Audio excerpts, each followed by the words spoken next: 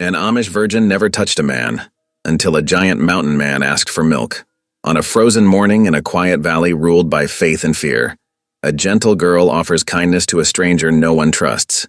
He's a towering mountain drifter, scarred by a violent past, and her small act of mercy sets the town on edge. The church bell tolls, whispers spread through the pews, and her father swears this outsider will ruin her name. But then, under the roar of hooves, this so-called brute saves her little brother's life, and everything the town thought it knew begins to crack. Yet shadows from his past ride closer. A railroad man calls him a killer. The bishop calls her disobedient, and the line between mercy and shame grows sharper than a hanging rope. Is he truly the monster they fear, or the man God sent to change everything? And when her faith collides with his dark past, which will be stronger? Her innocence or his redemption? Every time I see your comments, I'm reminded how stories connect us across distances, backgrounds, and hearts. If values like respect, courage, and compassion still guide you, then you're part of this story too. The cold January morning wrapped the Yoder homestead in a heavy blanket of silence. Amanda's breath frosted in the dim light as she made her way through knee-deep snow toward the barn. The wooden bucket swayed in her grip, its metal handle biting through her woolen mittens. Dawn had barely touched the eastern sky, painting it in whispers of pink and gray. The barn door creaked as Amanda pushed it open, bringing a rush of warmer air scented with hay and livestock. Their cow Betsy greeted her with a soft moo, dark eyes gentle in the lantern light Amanda had hung on a hook. "Good morning to you too," Amanda whispered, patting the cow's warm flank. She settled onto the wooden milking stool, her plain, dark dress arranged carefully around her ankles. The familiar rhythm of milking brought comfort in the quiet morning. "Amanda! Amanda!" Eli's voice shattered the peace as he burst through the barn door, letting in a swirl of snowflakes. Her 10-year-old brother's cheeks were red with cold and excitement. "Can I help? Please?" Amanda smiled patiently at his eagerness. "Eli, you know you have your own chores to tend to. The chickens need feeding, and Dat will be looking for you soon." "But milking looks more interesting than throwing corn to those old hens," Eli protested, scuffing his boots in the hay. "Each task the Lord gives us has its purpose," Amanda reminded him gently. "Now go on before Dat notices you're not at your work." Eli's shoulders slumped, but he knew better than to argue further. "Yes, sister," he said, trudging back out into the snow. Amanda returned to her milking, the steady streams hitting the bucket with a rhythmic ping. Steam rose from the fresh milk, curling in the cold air. The barn had grown quieter now, filled only with the soft sounds of animals stirring in their stalls, and the whisper of hay shifting beneath hooves. Then came a new sound, the muffled thud of horse hooves approaching through deep snow. Amanda's hands stilled on Betsy's udder as the steps grew louder, closer. The barn door swung open wide and Amanda's breath caught in her throat. A massive figure filled the doorway, snow swirling around his broad shoulders. The stranger had to duck his head to enter, his heavy coat crusted with ice. A thick beard, rimed with frost, covered the lower half of his face. Behind him, an exhausted horse stood with head lowered, sides heaving. Amanda stayed very still, her heart beating fast against her ribs. The man's size alone was intimidating, but something in his careful movements spoke of restraint rather than threat. His eyes, when they met hers, were tired but clear. "Begging your pardon, miss," he said, his voice rough but quiet. "Been riding since before dawn yesterday. My horse needs rest, and He gestured toward the bucket of fresh milk. "Would be much obliged for a drink if you can spare it." Amanda hesitated only a moment. The stranger's request was simple enough, and she could see how weary he was. Denying hospitality went against both her faith and her conscience. She rose slowly, lifting the bucket. "You're welcome to some," she said softly, extending the bucket toward him. "You look half frozen." His massive hands wrapped in worn leather gloves accepted the bucket carefully. "Much thanks. Name's Toffer Blackwood. Don't mean to frighten you showing up unexpected like." Before he could raise the bucket to his lips, heavy footsteps pounded across the yard. Amanda's father burst through the door, his face dark with anger. "What's the meaning of this?" Jacob Yoder demanded, moving to stand between Amanda and the stranger. What kind of man sneaks into a barn to accost a young woman alone? Amanda stepped forward. Dad, he only asked for— Silent, Amanda! Her father's voice cracked like a whip. Get back to the house. Now. Toffer Blackwood slowly lowered the bucket, his movements deliberate and non-threatening despite his imposing size. No sneaking intended, sir. Came straight up the road, making no secret of it. Asked your daughter proper for a drink of milk. Nothing more. You think I don't know what manner of man preys on innocent girls? Jacob's anger seemed to grow with each word. Coming down from the mountains, wild as any beast. Dat, please, Amanda tried again, her voice trembling but determined. He's done nothing wrong. He was polite and respectful. I said be silent. Jacob's face had flushed red beneath his beard. You shame yourself and this family, alone with a strange man. Have you forgotten everything you've been taught? Amanda felt tears stinging her eyes, but she blinked them back. The accusation of shame cut deep when she'd only tried to show Christian charity to a weary traveler. Toffer carefully set the bucket down on a nearby hay bale. Despite his obvious exhaustion, he drew himself up straight, meeting Jacob's glare steadily. Sir, I understand your concern for your daughter. It does you credit as a father. But I give you my word. I've never crossed the bounds of any woman's faith or virtue, and never will. The word of a mountain man? Jacob scoffed. What value is that? The only word I have to give, Toffer replied quietly. But I reckon it's worth something coming from a man who'd rather ride himself near to death than press his horse beyond endurance. He gestured to his mount, still standing patiently in the doorway. Was headed for town, but stopped here first so my horse could rest before tackling that last stretch of road. Something in his calm dignity seemed to reach Jacob, though the older man's stance remained rigid with suspicion. The mountain man's consideration for his horse spoke to a character that didn't match Jacob's accusations. Amanda watched the two men, her heart aching at the conflict. She could see the exhaustion in every line of Toffer's massive frame, the way he swayed slightly though he tried to hide it. Yet he maintained his composure, showing her father the respect of a measured response rather than angry defense. I'll be on my way, Toffer said finally, turning toward his horse. My thanks for what hospitality was offered, brief though it was. He paused, looking back at Amanda. God's peace to you, miss. The formal blessing, spoken with such simple sincerity, brought fresh tears to Amanda's eyes. She dropped into a small curtsy before she could stop herself, earning a sharp look from her father. Jacob watched in stony silence as Toffer led his tired horse back into the swirling snow. Only when the mountain man's broad figure had disappeared into the white haze did he turn to his daughter. You will speak of this to no one, he ordered. Not even your mother. Now get back to the house. Eli can finish the milking. Amanda gathered her shawl closer, feeling the cold seep deeper than just her skin. Yes, Dad, she whispered, but her steps were heavy as she walked away from the barn. The memory of Toffer Blackwood's gentle courtesy, despite her father's harsh judgment, followed her like a shadow across the snow.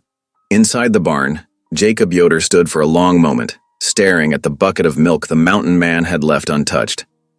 Something troubled him about the encounter, but he pushed the feeling aside. His duty was to protect his family, his daughter, most of all.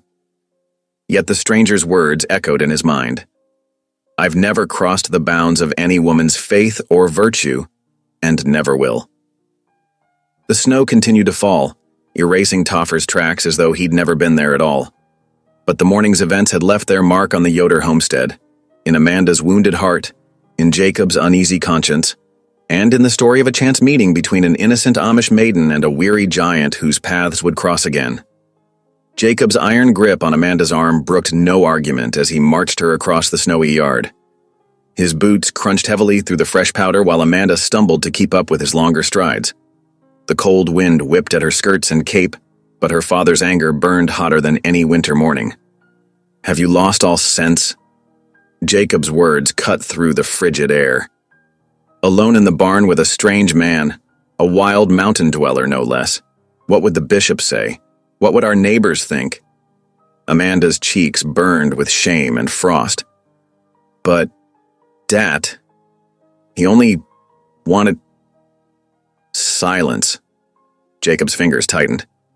You know nothing of men like that. Nothing. The world outside our ways is full of wickedness. Did you even think what could have happened? Behind them, Toffer Blackwood stood awkwardly by the barn door, still holding the milk bucket Amanda had offered. His massive frame seemed to shrink somewhat, discomfort clear in his stance despite his size. He watched father and daughter for a moment, then gave a slight nod of acknowledgement before turning to lead his exhausted horse away. His boots left deep impressions in the snow as he headed toward the old line shack that sat forgotten at the edge of the Yoder property. Jacob pulled Amanda up the porch steps and through the kitchen door, where the warmth of the cooking fire and the smell of fresh bread usually brought comfort. But not today. Her mother, Sarah, looked up from the stove, concern creasing her gentle face at their abrupt entrance. "What's happened?" Sarah asked, wiping her hands on her apron. "Jacob, why do you handle the girl so roughly?" Jacob released Amanda's arm but pointed her toward the stairs. "Go to your room. Think on your actions and pray for guidance." Amanda glanced at her mother, finding sympathy in the older woman's eyes, before climbing the steep steps. Behind her, she heard her mother's soft voice trying to reason with her father. "Tell me what's troubled you so, Jacob. Surely it can't be as bad as all that." "A mountain man." Jacob's voice rose again. "In the barn with our Amanda, some rough giant of a fellow, coming down from who knows where, probably full of drink and dark intentions." "Did he harm her?" Sarah's tone remained calm, reasonable. "No, but... Did he speak improperly? Make advances?" "He asked for milk," Jacob admitted grudgingly. "Said his horse needed rest." Sarah was quiet for a moment. "And did our daughter offer him this milk?" "She did, without thought for her safety or our reputation." "Jacob." Sarah's voice softened further. "I saw this man from the window. He looked half-starved, weary to the bone. Would you have our child turn away someone in genuine need? Is that what we've taught her of Christian charity?" Amanda sat at the top of the stairs, listening to her mother's gentle wisdom trying to penetrate her father's rigid fears.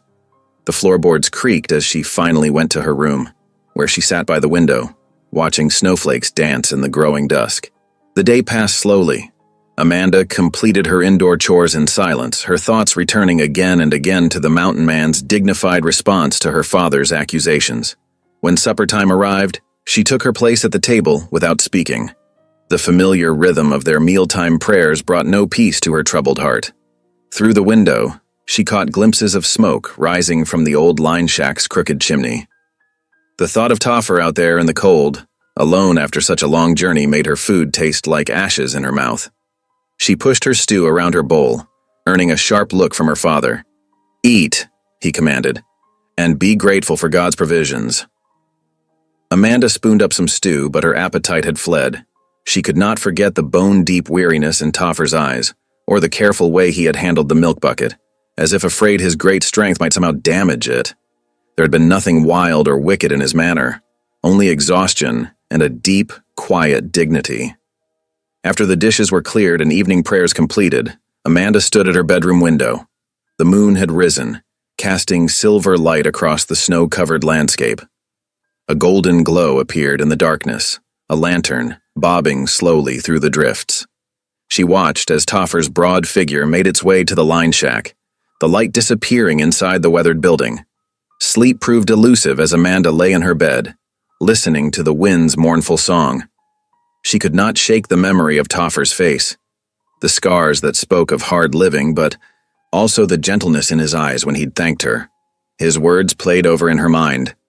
"I've never crossed the bounds of any woman's faith or virtue, and never will." There had been such honesty in that rough voice, such respect, spite her father's harsh judgment. In the line shack, Toffer knelt by the cold hearth, carefully feeding small sticks into the tiny fire he'd managed to build. His horse stood in the lean-to attached to the shack's side, munching contentedly on the last measure of oats from Toffer's saddlebags. The animal's warm breath created clouds in the frigid air. Toffer sat back on his heels, pulling out the milk bucket he'd somehow ended up keeping in the confusion of his departure. The milk had stayed relatively fresh in the cold, and he drank it slowly, savoring each swallow. The simple kindness of the Amish girl's offering touched something deep within him, something he'd thought long buried under years of solitude and hardship. "Perhaps," he whispered to the flames, his voice barely audible above the wind's keening, "perhaps I ain't beyond mercy after all." The words hung in the air, a prayer of sorts, from a man unused to such things. The night deepened, and the wind found every crack and crevice in both farmhouse and line shack. In her warm bed, Amanda pulled her quilt tighter, thinking of the mountain man in his cold shelter. In the shack, Toffer wrapped himself in his coat and bedroll, the milk's lingering sweetness on his tongue a reminder that kindness could still be found in unexpected places. The wind continued its lonely song, binding together two souls who had touched each other's lives in ways neither yet understood. A young woman raised in strict faith, but learning to trust her heart's compassion, and a weather-worn giant who had found in a simple act of giving a glimmer of hope that even the weariest traveler might find welcome at last. The darkness settled deeper over the Yoder farm as the fire in the line shack dimmed to embers, and the lamp in Amanda's room was finally extinguished. Only the wind remained awake, whispering its ancient stories through the winter night. The morning sun rose crisp and bright over the Yoder homestead, its rays glinting off fresh snow but bringing little warmth. Amanda pulled her woolen shawl tighter as she guided her younger siblings toward the woodpile. Her breath formed small clouds in the bitter air, while 10-year-old Eli and 8-year-old Ruth trudged beside her, their arms already loaded with kindling. "The wood's almost gone," Ruth observed, her small face pinched with cold beneath her bonnet. Amanda nodded, surveying their dwindling supply. "We'll need to gather more from the fallen branches near the creek." She adjusted her own load, the rough bark catching on her dress. "Eli, you can help stack while Ruth and I collect the bigger pieces." But Eli had already wandered toward the horse corral, drawn by the stomping and snorting of their father's new stallion. The beast had arrived just last week, traded from a passing farmer, and Jacob hadn't yet managed to gentle it properly. "Eli," Amanda called sharply, "stay away. From there, that horse isn't safe." "I just want to look," Eli protested, pressing against the wooden rails. "He's so big and strong." The stallion tossed its head, hooves pawing at the frozen ground. Its dark coat gleamed in the morning light, muscles rippling beneath as it paced the enclosure. Amanda felt a flutter of unease watching her brother's fascination with the powerful animal. A sudden gust of wind sent loose hay skittering across the yard. The stallion reared, nostrils flaring at the movement. Before Amanda could shout a warning, Eli had scrambled between the fence rails, reaching for a piece of rope trailing from the horse's halter. "I can catch him like Papa does," he called proudly. The stallion's eyes rolled white with fear. It lunged sideways, the rope whipping around as Eli stumbled, becoming tangled in the trailing length. The boy's triumphant smile transformed into terror as he was yanked off his feet. "Eli!" Amanda screamed. She dropped her armload of wood, racing toward the corral. Ruth's frightened cry echoed behind her. The stallion reared again, pawing the air with iron-shod hooves. Eli thrashed in the rope, trying to free himself as the massive animal danced and spun above him. Amanda's heart threatened to burst from her chest. She was still too far away, and her brother was about to be trampled. A blur of movement caught her eye. Toffer Blackwood vaulted over the far side of the corral, crossing the space in 3 enormous strides. His heavy coat billowed as he positioned himself between Eli and the panicked horse, one hand shooting out to grab the halter rope. "Easy now," his deep voice rumbled, steady and calm despite the chaos. "Easy there, big fellow." The stallion fought against his grip, but Toffer stood like an oak tree, unmovable. His free arms swept down, scooping Eli clear of the rope while maintaining his hold on the horse. Amanda reached the fence just as Toffer set her brother safely on his feet, his massive hands checking the boy for injuries. "You're all right, lad," he murmured. "Just got a bit tangled is all." Amanda vaulted through the rails, gathering Eli into her arms. Her brother was shaking, but otherwise unharmed. "Thank God," she whispered, pressing her face into his hair. "Oh, thank God." Heavy footsteps pounded across the yard as Jacob Yoder arrived, drawn by the commotion. His face darkened at finding Toffer in the corral with his children, but the mountain man was focused entirely on calming the stallion. With gentle pressure on the rope and soft words, he guided the horse in a circle, letting it work off its nervous energy. "What happened here?" Jacob demanded, helping Amanda and Eli out of the enclosure. Ruth's small voice piped up from where she still clutched her kindling. The horse got scared, and Eli was caught in the rope, but Mr. Blackwood saved him. Jacob's stern expression flickered, his eyes moving from his trembling son to the mountain man who had prevented tragedy.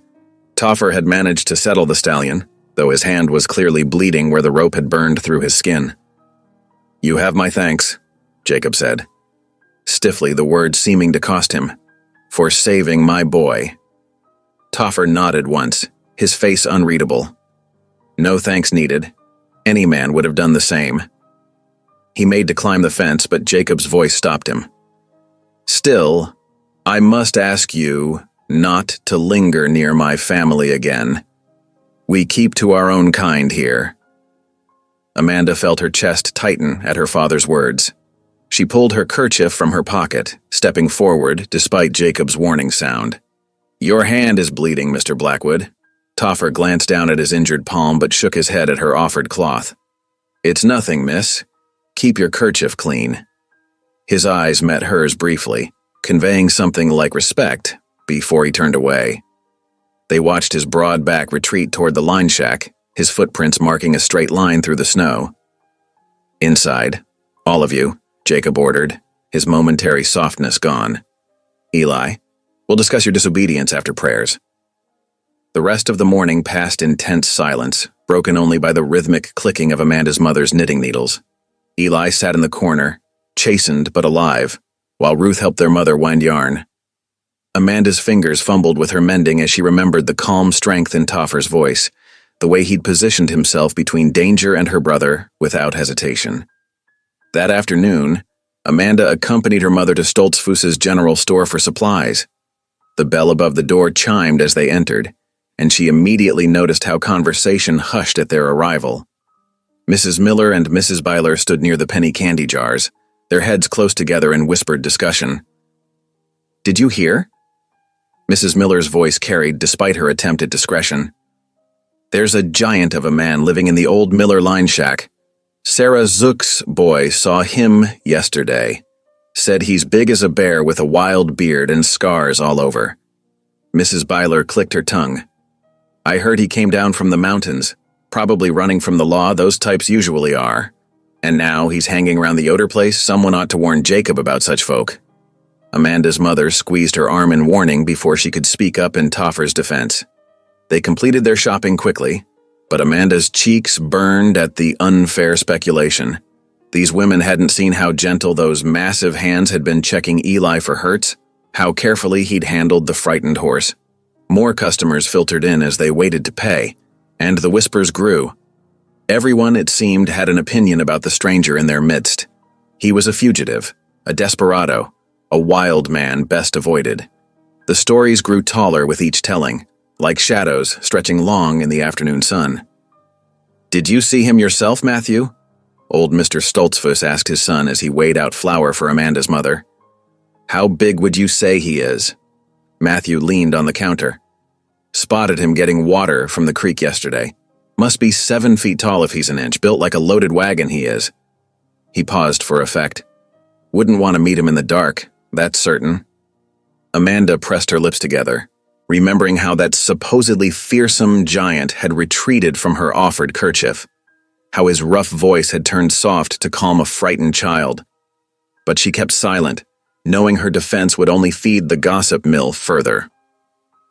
The sun was setting as they left the store, painting the snow in shades of pink and gold. Amanda glanced toward the line shack as they passed, seeing smoke rising steady from its chimney.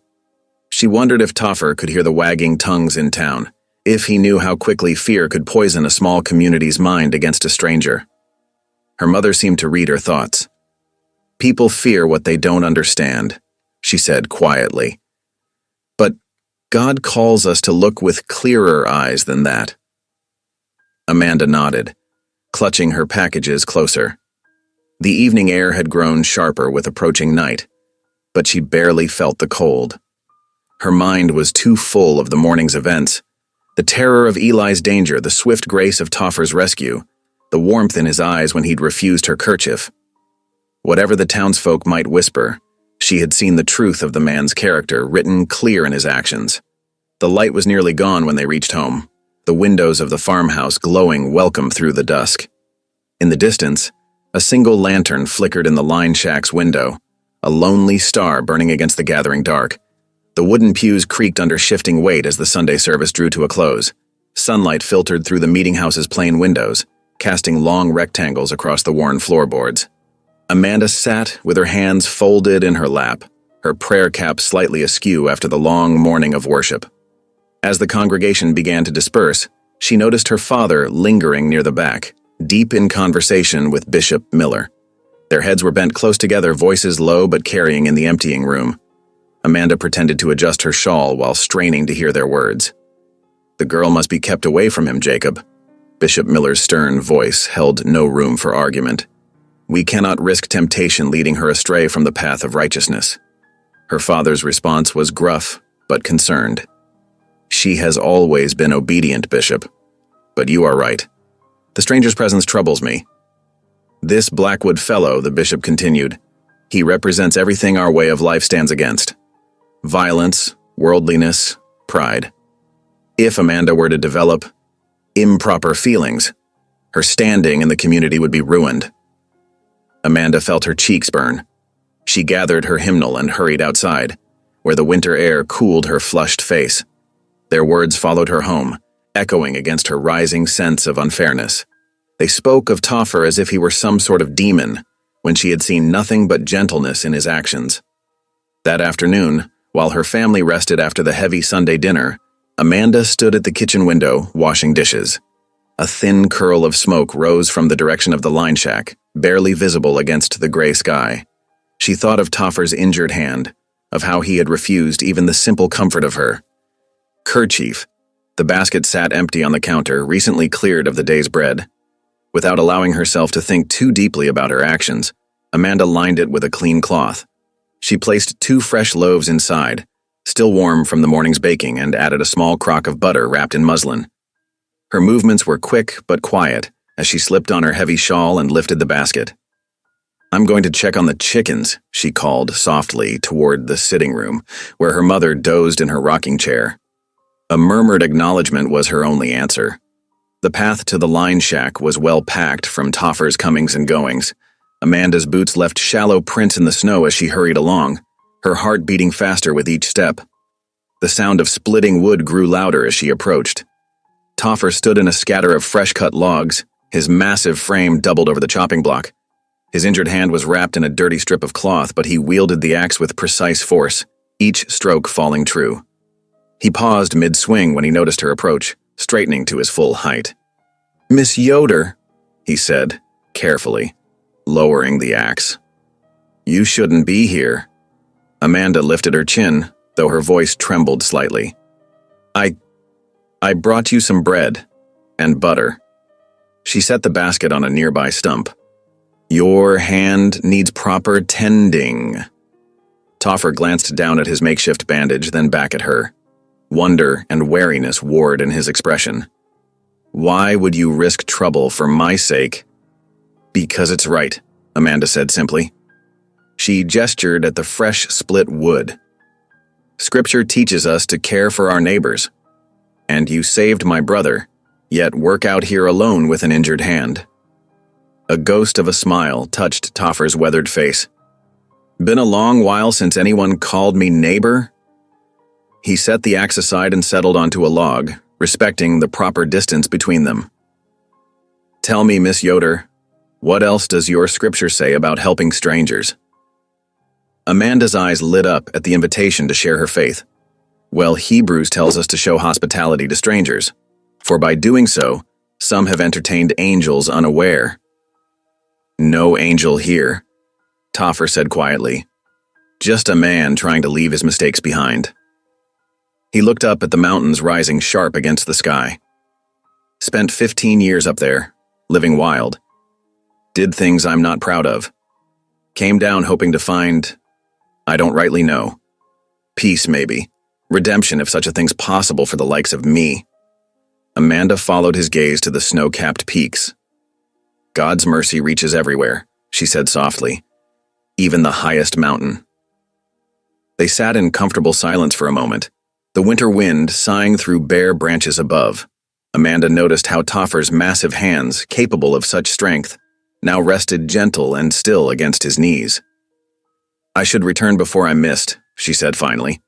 But I'll bring fresh milk tomorrow, if you'd allow it. Your hand needs better bandaging, too. Toffer's expression held a mixture of gratitude and concern. You're kind, Miss Yoder, but I don't want to cause trouble. Between you and your people, some troubles are worth bearing, Amanda replied, surprising herself with her boldness. She turned to go, then paused. The bread is still warm. You should eat while it keeps its heat. She hurried back along the path, her empty basket swinging at her side.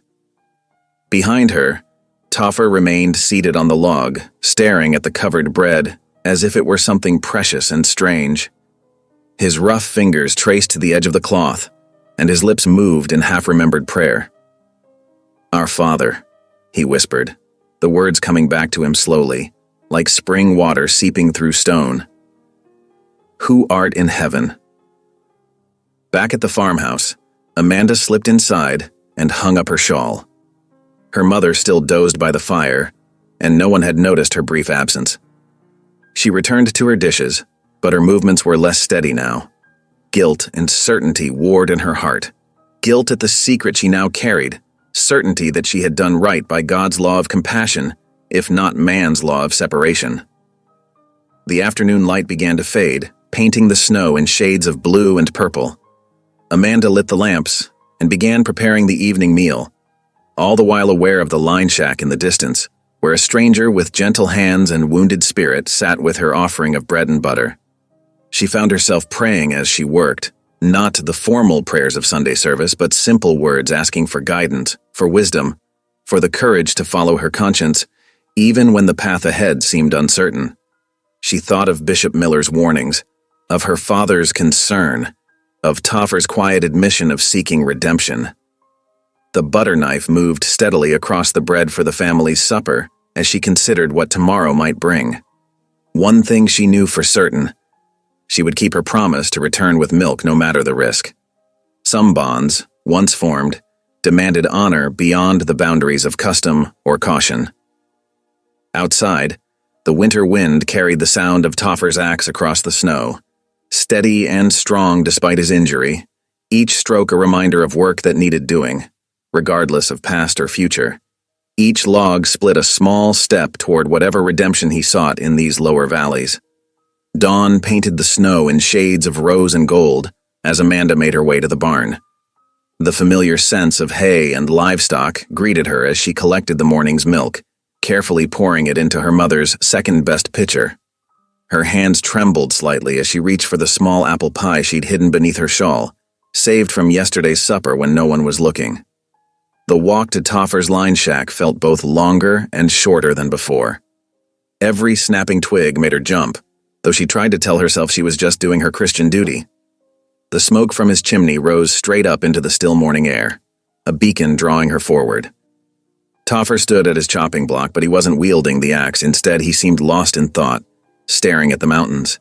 The crunch of Amanda's boots in the snow alerted him to her presence. "Miss Yoder," he said, turning with surprise, evident on his weathered face, and I didn't expect. His eyes fell to the pitcher and pie in her hands. "Good morning," Amanda said softly, setting her offerings on the familiar stump. "I thought you might be hungry." Toffer's massive frame shifted uncomfortably. "You shouldn't keep coming here. If your father found out—" "I told them I'm checking the far pasture fence," Amanda interrupted, then blushed at her boldness. "Besides, your hand still needs tending." Toffer glanced down at his wrapped hand, then back at her. "Miss Yoder." "Amanda," she corrected gently. "Please." A ghost of a smile touched his lips. "Amanda, then. But my point stands. You're risking too much." She lifted her chin. Some risks are worth taking when they're right. She gestured to the axe. Will you show me how to split wood properly? I've always wondered. Toffer's eyebrows rose, but after a moment's hesitation, he nodded. Stand here, he said, positioning her safely beside the chopping block. See how the grain runs? That's your guide. You want to work with the wood, not against it. Amanda watched, fascinated, as his big hands traced the lines in the log. He explained each step, how to place the log, how to gauge the swing, how to let the axe's weight do the work. His voice took on a different quality when he taught, becoming animated with the pleasure of sharing knowledge. The mountains taught me patience, he said, demonstrating a perfect split. Up there, rushing things gets you killed. You learn to read the signs, weather in the clouds, stories in tracks, warnings in the wind. What kind of tracks can you read? Amanda asked, genuinely curious. Toffer pointed to various marks in the snow around them. Rabbit there. See the pattern? Deer passed through before dawn. You can tell by how fresh the prints are. Coyote's been watching my chicken coop, but he's too scared to come close. You have chickens? Amanda hadn't noticed a coop. Just started building one, Toffer admitted. Thought maybe, well, if I'm staying, might as well have fresh eggs. The idea of him settling, putting down roots, made something warm bloom in Amanda's chest. She quickly changed the subject. Tell me more about the mountains? For the next hour, Toffer shared tales of survival in the high country, how to find north without a compass, which berries were safe to eat, how to predict storms days in advance. Amanda found herself transported by his words, seeing the majestic peaks through new eyes. In return, she spoke of her own life, the rhythm of Amish days, the comfort of tradition, the peace found in simple work. When she mentioned her faith's dedication to nonviolence, Toffer grew quiet. That's a hard path, he said finally, but a good one. Wish I'd learned it sooner. Amanda sensed old pain in his words, but didn't press. Instead, she asked about the proper way to stack firewood for drying. His relief at the change of subject was obvious as he explained the importance of airflow and cover. The next day, Amanda returned with more milk and some fresh bread. Toffer had cleared a small sitting area near the chopping block, with logs arranged at a respectful distance. They talked about the weather, about his improving hand, about the way snow changed the shape of the valley. Each morning that week found Amanda making her way to the line shack, always with some small offering of food. Each visit lasted a little longer than the last, though they maintained proper distance between them. Toffer taught her to recognize bird calls, while she shared stories from scripture that spoke of redemption and new beginnings. Their conversations flowed more easily with each meeting. Amanda found herself fascinated by his tales of survival, while Toffer listened intently to her explanations of Amish beliefs about humility and service. He never mocked her faith or questioned her customs, showing instead a deep respect for her way of life. Your people have something special, he said one morning, after she described a barn raising. That sense of everyone working together, helping each other. Up in the mountains, it's every man for himself. Took me years to learn that's no way to live. Amanda was about to respond when the distant sound of hoofbeats made them both freeze. Without thinking, she ducked behind a large haystack Toffer had gathered. Her heart pounded as neighbor Samuel Miller rode past on his way to town, close enough that she could hear the creak of his saddle. Once the rider was gone, Amanda emerged from hiding, her cheeks flushed with more than just cold. I should go, she whispered, gathering her shawl closer. Toffer nodded, concern etched on his face. Perhaps it's best if you don't come back. The risk. I'll return tomorrow, Amanda said firmly, though her hands shook slightly. You still need milk and your hand isn't fully healed. Amanda? Toffer's voice held a warning, but also something else. A warmth that made her breath catch. Tomorrow, she repeated, then hurried away through the snow before he could argue further. As she walked home, Amanda's mind raced. The close call with Samuel Miller should have frightened her more, should have convinced her to stop these daily visits. Instead, she felt more certain than ever that she was doing right. Toffer was changing. She could see it in the way he spoke more freely, in how he was planning for a future here with his chicken coop and garden plots. She thought of his quiet strength, his careful respect for her beliefs, the gentleness that belied his massive size. The warmth in her chest when he taught her about the mountains or listened to her stories wasn't something she could ignore anymore, even though she knew she should. Back at the farmhouse, Amanda went about her chores with particular care, determined not to give anyone reason to question her morning absences. As she worked, she found herself humming hymns of praise, her heart light despite the weight of her secret. Tomorrow would bring another chance to help a soul seeking redemption, and if that help brought joy to her own heart, well, surely that was God's doing too. The quilting bee hummed with activity in the church basement that Saturday afternoon. Sunlight filtered through narrow windows, casting warm squares on the wooden floor where 24 women gathered around the frame. Their needles flashed in practiced rhythm, stitching together pieces of the wedding quilt for Martha Stoltzfus's daughter. Amanda sat near the corner, her fingers working steadily as she added tiny, even stitches to her section. The familiar motion brought comfort, even as worried thoughts about Toffer tugged at her mind. Around her, conversation flowed like a gentle stream, carrying bits of news and neighborhood happenings. Sarah Zook, a widow of 3 years, sighed heavily as she adjusted her section of the quilt. "My fence is falling down again," she said, shaking her head. "The post just won't hold in this frozen ground. Found it broken yesterday morning and my goats nearly got loose." Amanda's needle paused mid-stitch. She knew exactly why Sarah's fence had been repaired. She'd seen Toffer working there 2 days ago, though he'd asked her not to mention it. "And that's not all," Rachel Miller added, leaning forward. "I saw strange footprints near my chicken coop. Big ones, like a giant had walked through." The women clucked their tongues sympathetically. "It's that mountain man," Hannah Yoder whispered, though not quietly enough. "My Samuel says he's still living in that old line shack, doing who knows what." "I heard he killed a man up in the mountains," another woman murmured. "Just imagine having such a person so close to our homes." Amanda's cheeks burned. The needle pricked her finger, leaving a tiny dot of blood on the white fabric. She quickly dabbed it away, but the sting of both the prick and the gossip made her eyes water.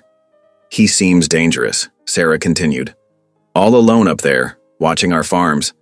I'm just grateful my fence got fixed somehow." "Toffer fixed it." The words burst from Amanda before she could stop them. The rhythmic sound of needlework ceased abruptly, leaving the basement in stark silence. Every head turned toward her.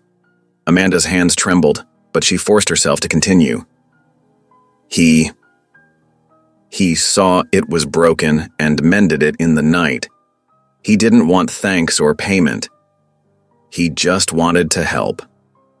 The silence grew heavier. Sarah Zook's mouth hung open in surprise, while Rachel Miller's eyes narrowed with suspicion. Amanda could feel the weight of their stares, the unspoken questions hanging in the air. Amanda Yoder. Bishop Miller's stern voice cut through the quiet like a knife. He stood in the doorway, his tall frame casting a long shadow across the floor. "A word, if you please." Amanda's heart pounded as she set aside her needlework and followed the bishop into the church proper. Sunlight streamed through the plain windows, but the air felt cold despite the afternoon warmth. "Child," Bishop Miller began, his voice carrying that particular tone of diplomatic concern that Amanda had come to dread, "you speak with surprising familiarity about the stranger Amanda clasped her hands tightly together. "I only spoke the truth, Bishop Miller. The truth can be dangerous when it leads young hearts astray." He studied her face carefully. "This man is not of our ways. He carries violence in his past, darkness in his soul. It is not proper for a young woman of faith to defend such a person." "But if he seeks to do good," Amanda started. "Enough." The bishop's voice hardened. "You will not speak of him again. Such talk brings danger to our community and shame to your family. Do you understand?" Amanda lowered her eyes, fighting back tears. "Yes, Bishop Miller." "Good. Now return to your quilting and let us hear no more of this matter." The walk home that evening felt longer than usual. Amanda's feet dragged through the fresh snow as she replayed the afternoon's events in her mind. The disappointment in Bishop Miller's voice echoed in her thoughts, but it couldn't drown out the certainty in her heart that speaking up had been right. The sun was setting behind the mountains, painting the snow in shades of pink and gold. As Amanda passed near the line shack, she caught a glimpse of smoke rising from its chimney. The sight made her pause, imagining Toffer inside, alone with his thoughts. Inside the crude shelter, Toffer sat close to the fire, his massive frame hunched over as he worked with careful precision. Between his thick fingers, he held a bone needle, carved from a deer antler he'd found. The tear in his coat had grown worse over the past week, letting in the bitter wind. His stitches were clumsy compared to Amanda's fine needlework, but they would hold.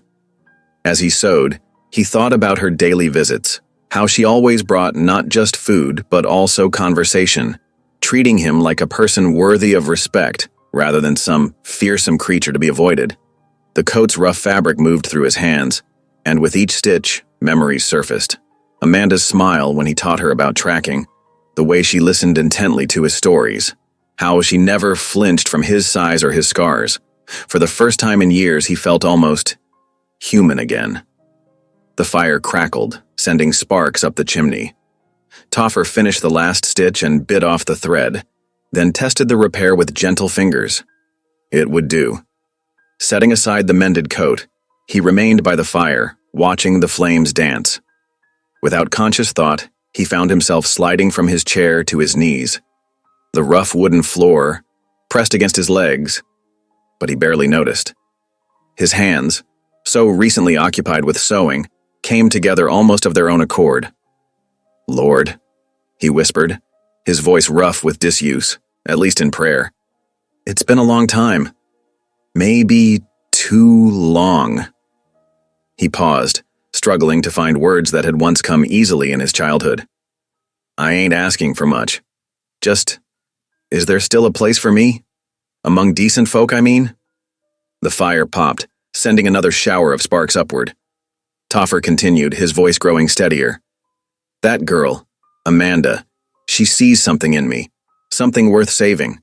I reckon I want to be worthy of that, of her kindness." His large hands tightened together. "I've done wrong, Lord.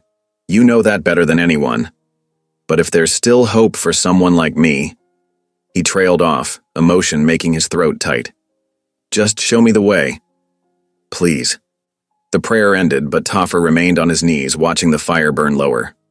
Outside, the wind whistled through the cracks in the walls, and somewhere in the distance, a coyote called to its mate. But inside the humble shack, a different kind of warmth had taken hold, one that had nothing to do with the dying fire. Finally, he rose, his knees creaking in protest. The repaired coat lay draped across his chair, a symbol of small progress. Tomorrow would bring what it would, but for tonight Toffer felt something he hadn't experienced in years. Peace. He added another log to the fire and settled into his chair, listening to the wind and remembering the sound of Amanda's voice as she spoke of forgiveness and new beginnings.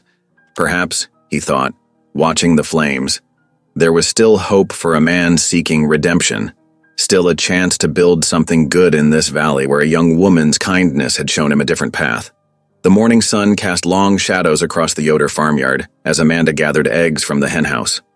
Her hands trembled slightly, causing one of the brown eggs to slip. She caught it just in time, remembering yesterday's events at the quilting bee. The cold air stung her cheeks, but the warmth of the freshly laid eggs seeped through her apron pockets. "Amanda." Her father's voice, stern and controlled, made her straighten. "Come inside. Now." She followed Jacob into the kitchen, where the morning fire crackled in the hearth. Her mother stood at the sink, shoulders tense as she washed dishes with unusual vigor. The silence stretched thin as a wire between them. "Bishop Miller spoke to me after service yesterday." Jacob's words fell heavy in the quiet kitchen. "About your defense of that mountain man at the quilting bee."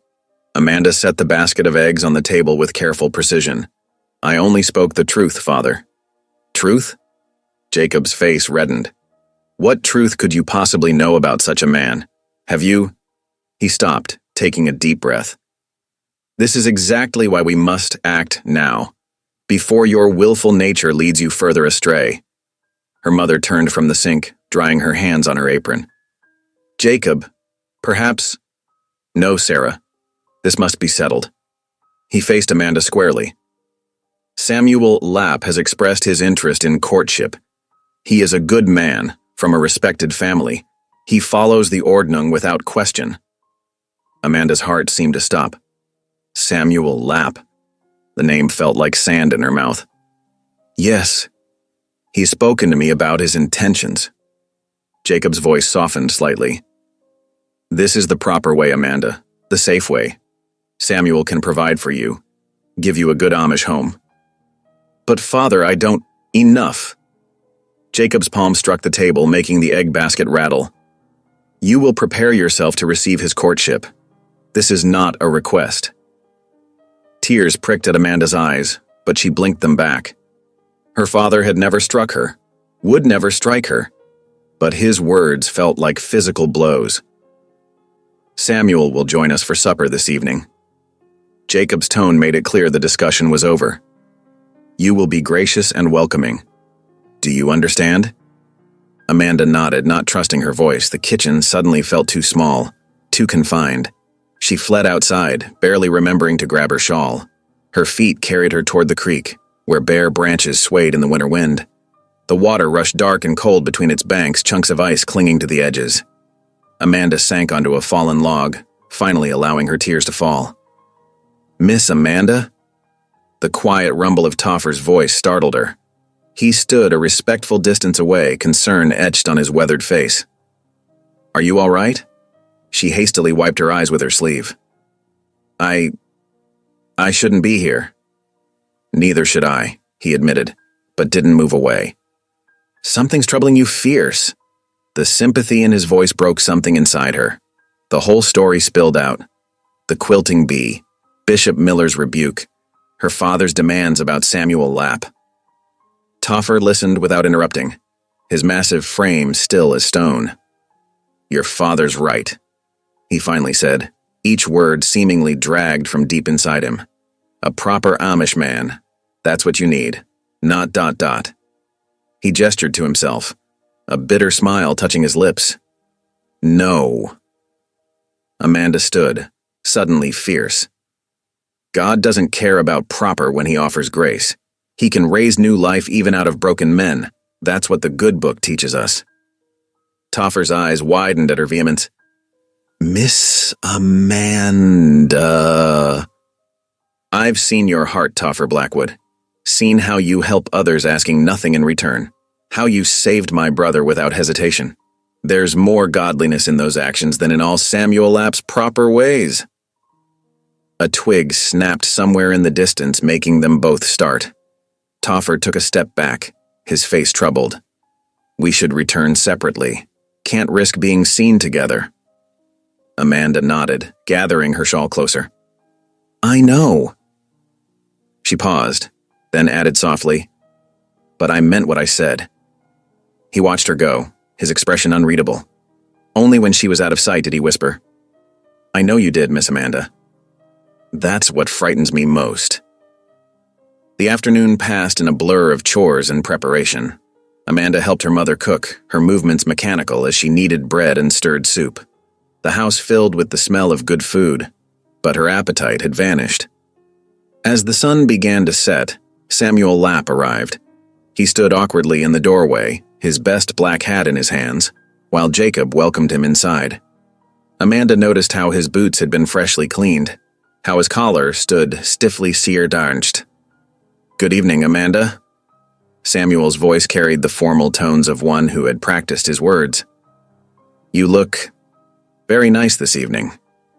She murmured the expected thanks, though she wore the same dress she'd worn all day. They sat down to supper, Samuel taking the honored guest's place beside her father. Samuel has been expanding his farm, Jacob mentioned as they passed the bread. Built a fine new barn last summer. Indeed, Samuel straightened slightly. And I've been thinking of adding more dairy cows in the spring. The conversation continued, a careful dance of property and prospects. Amanda responded when spoken to, passed dishes. When asked, but her mind kept drifting to the creek to Toffer's face in the winter sunlight. Amanda does beautiful needlework, her mother offered, trying to draw her into the discussion. She finished a lovely quilt just last month. Samuel nodded earnestly. Yes, I've noticed her fine stitching. Very neat and proper, just as it should be. He smiled at Amanda, clearly pleased with his compliment. The lamplight flickered across the table, casting wavering shadows on the walls. Amanda remembered different lamplight, how it had caught in Toffer's eyes by the creek, showing depths of understanding that Samuel's proper praise could never reach. Perhaps Amanda could show you her latest project after supper, Jacob suggested, giving her a meaningful look. Oh, yes, Samuel agreed quickly. I would very much like to see it. Amanda's hands clenched in her lap. The thought of making polite conversation over her needlework while Samuel hinted at future plans made her throat tight, but she saw no escape from this path her father had chosen. The meal continued, each minute stretching like molasses in winter. Samuel spoke of spring planting, of new fencing needed, of the proper way to train a horse. His words blurred together in Amanda's ears, overcome by the memory of Toffer's quiet voice explaining how to read weather in the clouds, how to calm a frightened animal with gentle patience. When Samuel finally took his leave, he lingered at the door. I look forward to seeing you at Sunday service, Amanda. She nodded, not quite meeting his eyes. As soon as the door closed behind him, Jacob turned to her with approval. He is a good match, Amanda. You'll see that in time. But Amanda wasn't listening. In her mind, she stood again by the creek, defending God's grace to a man who thought himself beyond redemption. That had felt real. Felt true in a way Samuel's careful courtship never could. She helped her mother clear the table, wash the dishes, and bank the fire for the night. Every movement felt heavy with the weight of expectations. Her father's, the bishop's, the community's. Only in her memory of Toffer's face, showing pain at her distress, did she find any lightness. Later, in her small bedroom, Amanda knelt by her window. The moon cast silver light across the snow, making it glitter like countless diamonds. Somewhere out there, past the barnyard and the frozen fields, a lamp burned in a lonely line shack. She wondered if Toffer knelt in prayer again tonight, if he still doubted his worth in God's eyes.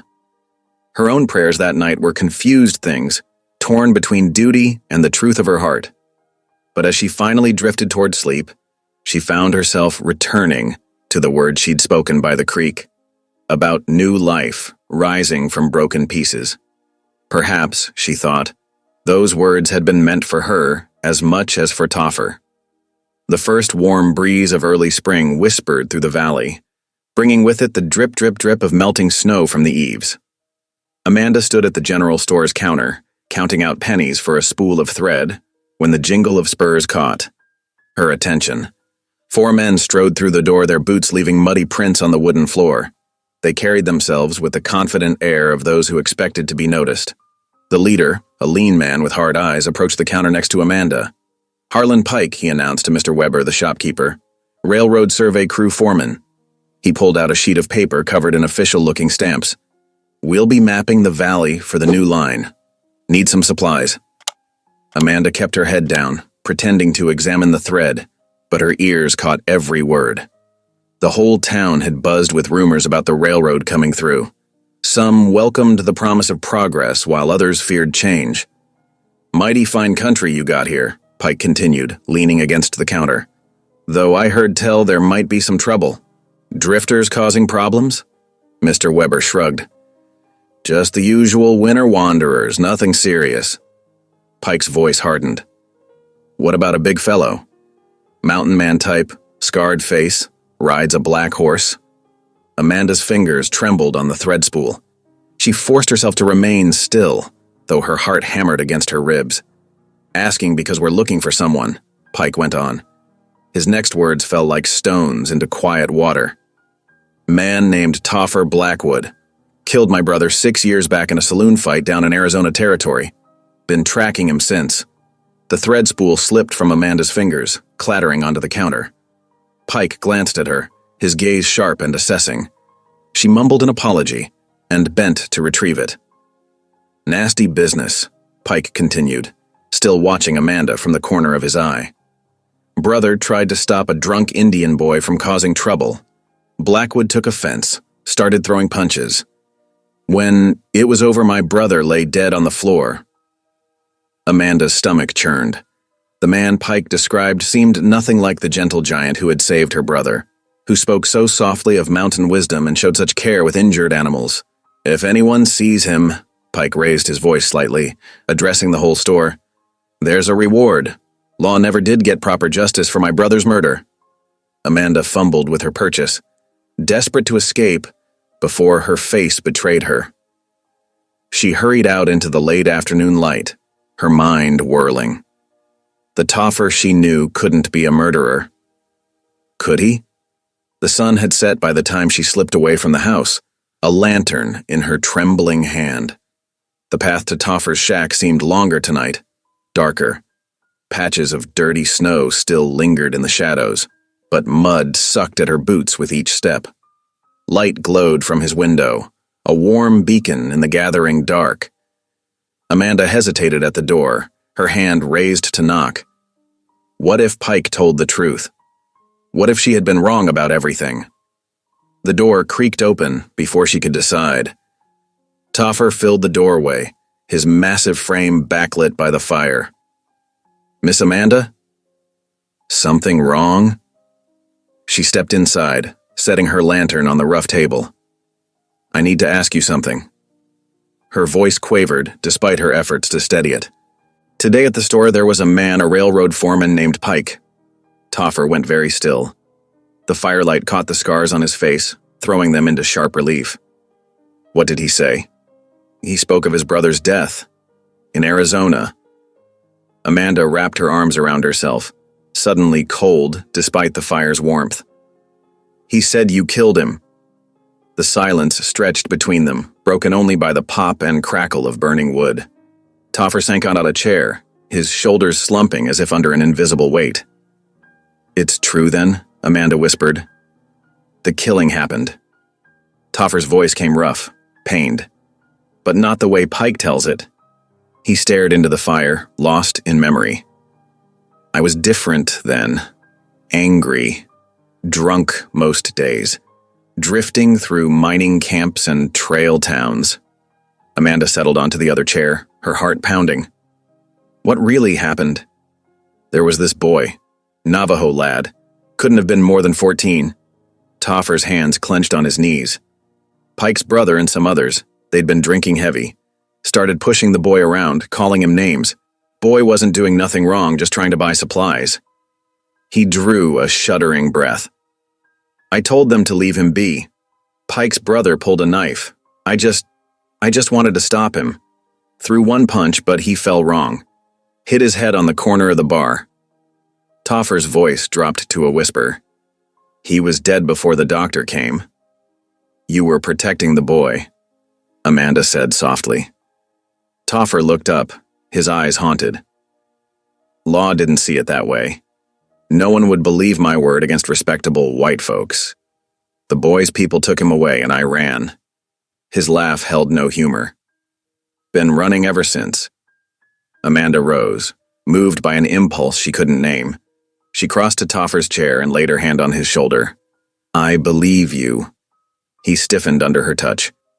You shouldn't. Whatever the truth of it, a man died by my hand. And now Pike's here. He won't rest until he stirs up trouble. Toffer stood abruptly, pulling away from her. You need to stay clear of me, Miss Amanda. Your reputation, your standing in the community. They'll all be at risk if Pike finds out you've been helping me. I don't care about reputation, Amanda insisted. What matters is the truth. Truth? Toffer's smile was bitter. Truth is, I'm a wanted man. Truth is, your kindness these past weeks has meant more than I can say. But truth is also that I can't let you ruin your life defending me. Tears spilled down Amanda's cheeks. God's truth is bigger than man's justice. You were protecting an innocent boy. That matters. Maybe to God, Toffer said quietly. But Pike won't see it that way. He's carried this hatred for 6 years. Won't let it go until he sees me punished.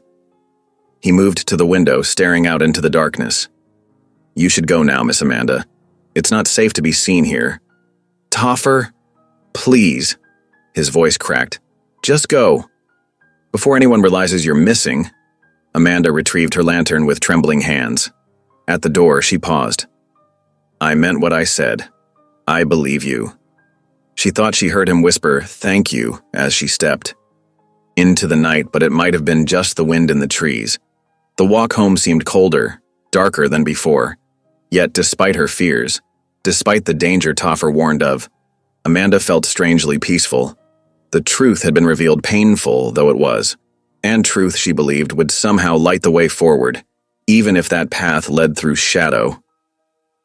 Inside her dark house, Amanda crept to her room, careful not to wake her family. She knelt by her bed, prayers flowing from her heart. Prayers for Toffer's safety, for Pike to find peace instead of vengeance, for guidance in the days to come. The moon cast silver light through her window, turning the remaining patches of snow to pearl. Somewhere out there she knew Toffer kept his own lonely vigil, but he was no longer alone with his burden. She would stand by him, whatever storms gathered on the horizon. The morning sun cast long shadows through the meeting house windows as Amanda sat with her hands folded in her lap. The wooden bench felt hard beneath her, but the stern faces of the elders were harder still. Bishop Miller's grave expression matched the somber black of his beard as he studied her from across the room. 5 elders had gathered, including her father Jacob, who sat with rigid shoulders among them. Their presence on a Sunday afternoon could mean only one thing: judgment was coming. Amanda's throat felt dry, but she kept her chin steady, drawing strength from the conviction in her heart. "Sister Amanda," Bishop Miller began, his voice heavy with authority, "we have heard troubling reports. Reports of your continued association with the Englisher who stays in the line shack." The silence stretched thick as molasses.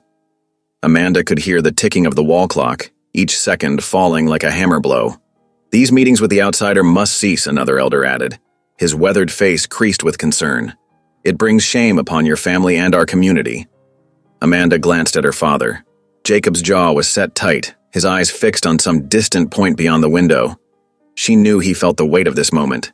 His reputation, his daughter's future, the community's judgment all hanging in the balance. "The man is kind," Amanda said softly, her voice barely above a whisper. "He helped our family, saved Eli from harm. One good deed does not make him suitable company for an Amish maiden," Bishop Miller countered. "There are rumors about his past. Violence. Murder."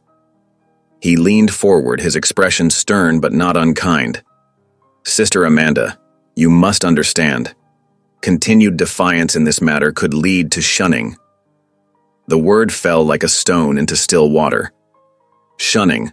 The ultimate punishment, to be cut off from family, from community, from everything she had ever known.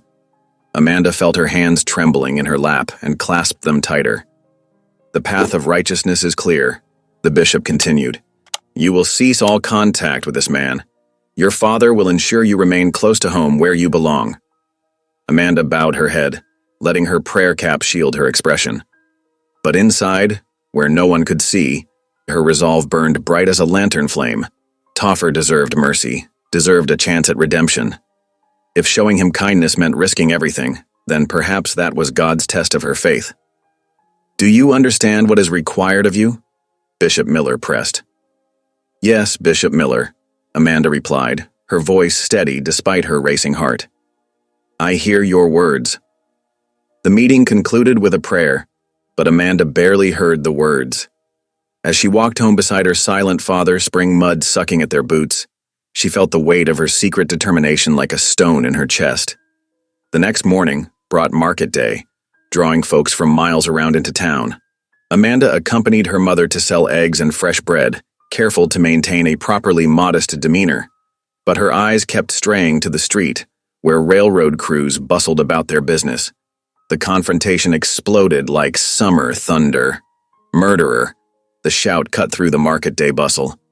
"There he stands, the man who killed my brother." Amanda's heart lurched as she recognized the railroad foreman's voice. Pike stood in the middle of the street, his face twisted with rage as he pointed at Toffer, who had been loading supplies into his saddlebags. The crowd quickly gathered, drawn by the prospect of drama. Amanda pressed back against the general store's wall, her breath catching in her throat as she watched. 6 years I've hunted you, Blackwood, Pike snarled, advancing down the street. 6 years since you beat my brother to death in that saloon. Toffer's massive frame seemed to shrink, not with fear but with a deliberate humility that made Amanda's heart ache. He kept his eyes lowered, his hands loose at his sides, a stance that spoke of peace rather than threat. Nothing to say for yourself, killer? Pike's voice dripped with venom. No excuses about the Indian boy this time? The crowd pressed closer, their whispers rising like wind through wheat. Amanda saw the railroad crews nudging each other, grinning at the prospect of violence. Townfolk stood more cautiously, measuring the giant stranger against Pike's accusations. I have said all I need to say about that night, Toffer spoke finally, his voice low but clear enough to carry. I cannot change what happened, only how I live now. How you live, Pike barked a harsh laugh. You live like a coward hiding in the hills. My brother's blood is on your hands. That's true enough, Toffer agreed quietly. I carry that burden every day. But I won't carry hate anymore, Mr. Pike. There's been enough of that. He turned away, beginning to mount his horse. Pike's face flushed dark with rage. Don't you turn your back on me, murderer. He lunged forward, shoving Toffer hard between the shoulder blades. The crowd gasped, expecting violence. Amanda's fingers dug into her palms as she watched Toffer stumble slightly, but he didn't turn, didn't raise a hand in anger. Instead, he steadied himself against his saddle and looked back at Pike with something like pity in his eyes. I'm sorry for your loss, truly, Toffer said. But fighting won't bring him back. He swung into the saddle with fluid grace, his size making the movement all the more impressive. The crowd parted before him as he rode away, leaving Pike standing in the street, fists clenched at his sides. The whispers started immediately. Amanda heard them clearly from her position by the wall. Did you see that? Big as a bear, but he wouldn't fight. Maybe there's more to the story than Pike's telling. Never seen a guilty man walk away from a fight like that. Pike's voice cut through the murmurs like a knife. You all saw it. The coward ran, just like he ran after killing my brother. But there was a note of desperation in his tone now, as if he sensed the crowd's mood shifting. Amanda wanted to speak out, to tell them all about Toffer's gentleness with animals, his quiet wisdom, his desperate wish for redemption. But she kept silent, knowing her words would only bring more trouble. That evening, Jacob paced the kitchen floor while Amanda helped her mother with supper.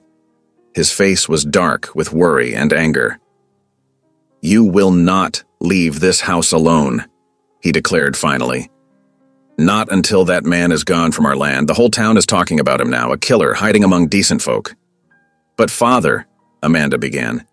No. Jacob's fist came down on the table, making the dishes rattle. I've been too lenient. You will obey me in this, Amanda. No more wandering, no more secret meetings. You will stay where I can see you. Amanda lowered her eyes, focusing on the potatoes she was peeling. Yes, father. But even as she spoke the words of obedience, her heart blazed with certainty. She had witnessed something profound today, a man choosing peace over pride, mercy over vengeance. Wasn't that exactly what their faith taught? To turn the other cheek, to answer hatred with love. She worked quietly through the evening chores, outwardly the perfect, dutiful daughter. Yet her spirit felt like a candle flame, flickering but unquenched. Toffer deserved his chance at grace, at a new life. Perhaps God had placed her here, in this moment, to help make that possible. The stars emerged one by one as darkness settled over the farm. Amanda stood at her bedroom window, gazing out toward the line shack where a single light burned in the distance. She whispered a prayer into the night air, not for herself, but for Toffer, for his safety, for his peace of mind, for the chance to prove to others what she already knew about his changed heart. Tomorrow would bring new challenges, new decisions. But tonight, Amanda held fast to her conviction, letting it warm her like a banked fire against the growing cold of judgment and fear. The morning sun cast long shadows across the farmyard as Amanda hurried through her chores. Her mind raced with worry about Toffer, wondering if he still waited in that lonely shack or if fear had already driven him into the hills. She hadn't seen his lamp burning the night before. "Father," she called out as Jacob passed the barn door. Aunt Rebecca sent word asking for help. She needs food taken to her, and Mother suggested I could go. Jacob paused, frowning. "Your aunt's place is in town. There will be many eyes to watch you there and back." Amanda kept her face carefully neutral as she continued sweeping. "Yes, Father. I thought it proper to ask permission first." Her father studied her for a long moment, then nodded slowly. "Very well. But straight there and back, mind. No wandering." "Of course, Father." Amanda's heart hammered in her chest, but her voice remained steady. "I'll pack a basket right away." In the kitchen, her mother helped her gather bread, preserved fruit, and fresh eggs for the widow. As Amanda tucked a clean cloth over the basket, her mother touched her arm gently. "Your aunt has been lonely since Uncle Joseph passed," she said softly. "A visit will do her good." Amanda felt a stab of guilt at using her aunt's genuine need as cover for her true purpose. But surely God would understand that mercy sometimes required careful steps. The morning air held a hint of spring as Amanda set out on foot, her heavy basket swinging from her arm. She walked briskly along the road toward town, making sure neighbors saw her heading in the proper direction. Only when she passed the last homestead did she cut across the meadow, taking the longer route that would lead her past Toffer's shack. Her boots sank into patches of melting snow as she hurried through the trees. The basket grew heavier with each step, but Amanda barely noticed. Her mind was fixed on reaching Toffer before he could leave. Smoke rose from the shack's chimney. He was still there, but as Amanda drew closer, her heart sank. Toffer's horse stood saddled outside, and through the open door she could see him moving about, gathering his few possessions. "You're leaving," she said from the doorway, her voice barely above a whisper. Toffer straightened, his broad shoulders tense. "It's best for everyone." He didn't turn to face her as he stuffed a shirt into his saddlebag. "Pike won't rest until there's trouble. I won't bring that down on your family." "Running will only prove him right in everyone's eyes." Amanda stepped into the shack, setting her basket on the rough table. "They'll say only a guilty man flees. Maybe they're right." Toffer's voice was heavy with bitterness. "I did kill his brother after all." "To save an innocent boy," Amanda insisted. "That's not murder. That's protecting the helpless." Toffer finally turned to face her, his expression pained. "You don't understand what it means to take a life, Amanda. Even for the right reason, it marks you, changes you." He gestured at the bare walls of the shack. "This is all I deserve now. A life alone, away from decent folk." "That's not true." Amanda moved closer, her hands clasped tightly together to keep from reaching out to him. "I've seen how you are with animals, how gentle you can be. The man who saved my brother Eli wasn't marked by evil. He was guided by goodness. One good deed doesn't wash away the past." Toffer shook his head. "I've tried to change, tried to live peaceful, but the past follows me everywhere. Better to keep moving than bring darkness to your door." "Is that what you truly believe?" Amanda's voice grew stronger with conviction. "That God's mercy has limits? That he can't use even the broken to show his grace?" Toffer fell silent, his massive frame seeming to shrink as her words struck home. Amanda pressed on, her heart racing with the urgency of the moment. When David killed Goliath, was that not taking a life? When Moses led his people from Egypt, did that not bring violence? But God used them still, because they acted in service of something greater than themselves. "I'm no prophet or king," Toffer said quietly. "Just a man who's made too many mistakes."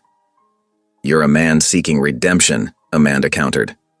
I've watched you these past weeks. You split wood for widows without being asked. You calm frightened horses with gentleness instead of force. You walked away from Pike's challenge because you've learned that peace matters more than pride. She took another step closer, close enough now to see the conflict in his eyes. If you run now, you throw away all that growth. You let fear win instead of faith. Toffer's hands, calloused and scarred from years of hard living, clenched at his sides. It's not just about me anymore. Pike will cause trouble for anyone who stands with me. Your father already mistrusts me. What happens when he learns you've been visiting? I won't see you shunned because of my past. Then stay and prove him wrong, Amanda pleaded. Show everyone that change is possible, that mercy matters more than judgment. Running only feeds the darkness. Staying to face what comes, that takes real courage.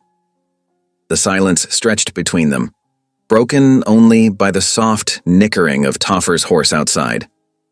Amanda could see the battle in his face, the urge to flee warring with the deeper wish to belong somewhere, to be more than just a man running from his shadows. You truly believe a man can change that much? He asked finally, his voice rough with emotion. That God's mercy reaches even someone like me? I believe he led you here for a purpose, Amanda said softly. And I believe running now would be turning away from that purpose. Toffer moved to the door, staring out at the valley below. The morning sun caught his face, highlighting the scars and weathered lines that told the story of his hard years. When he spoke again, his voice was quiet but firm. I won't run. He turned back to face her, something new kindling in his eyes. Not for your sake, though I'm grateful for your faith in me.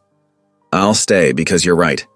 God's mercy deserves better than my fear. Relief flooded through Amanda so strongly she had to grip the table edge to steady herself. You'll face whatever comes? I will. Toffer began unpacking his saddlebag, each movement deliberate. Pike's anger won't fade, but maybe facing it honest and peaceful will show others the truth eventually. Amanda nodded, suddenly aware of how much time had passed. I must go. I still have to visit my aunt before heading home.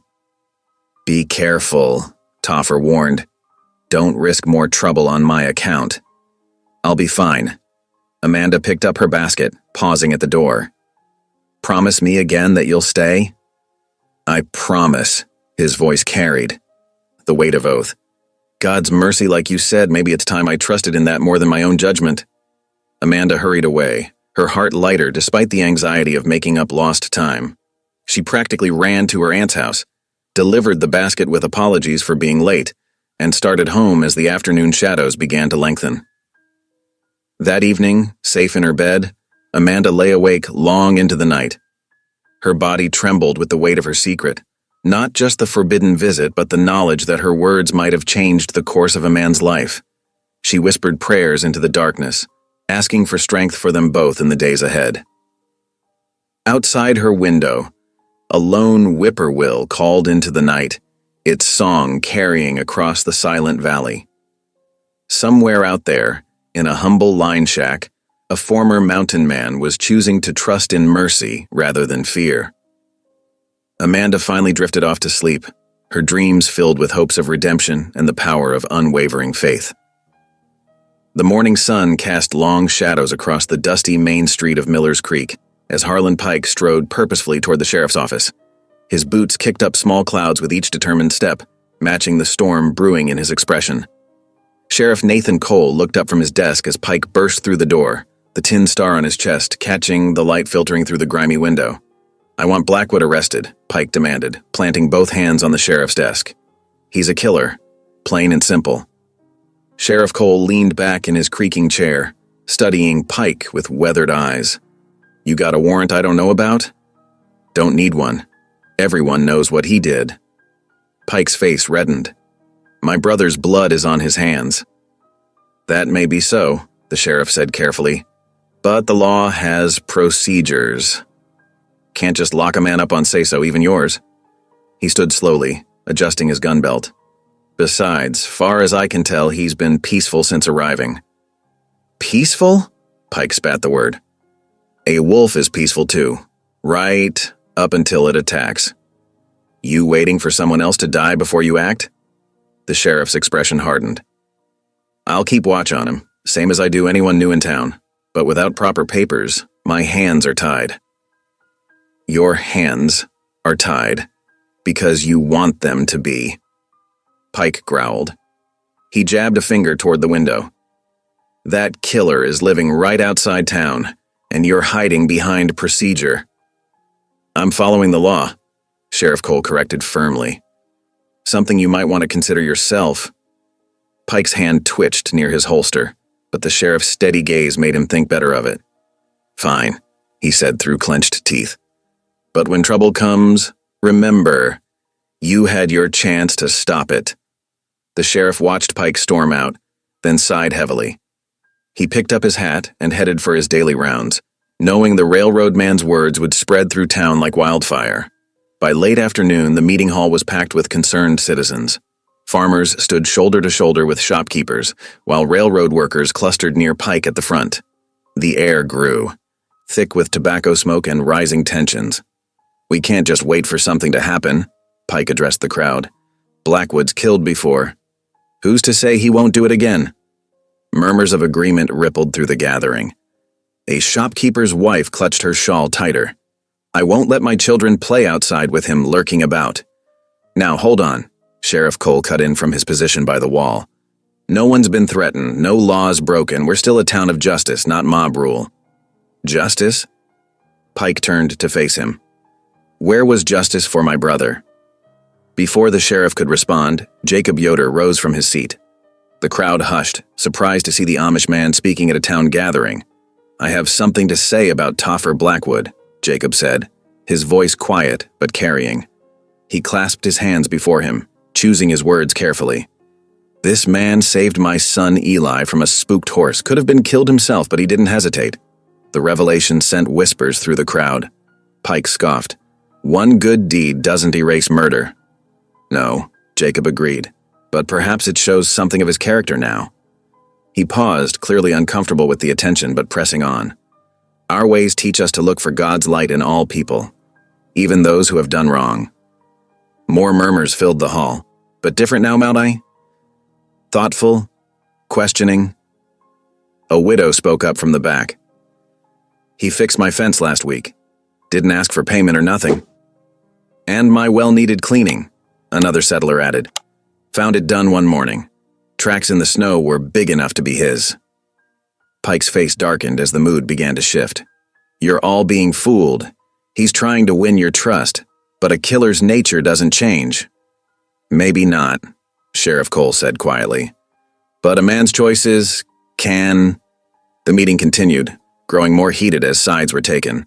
Some stood with Pike, demanding action. Others urged caution, influenced by the revelations of Blackwood's recent good deeds. When it finally broke up, the town had divided itself into wary camps.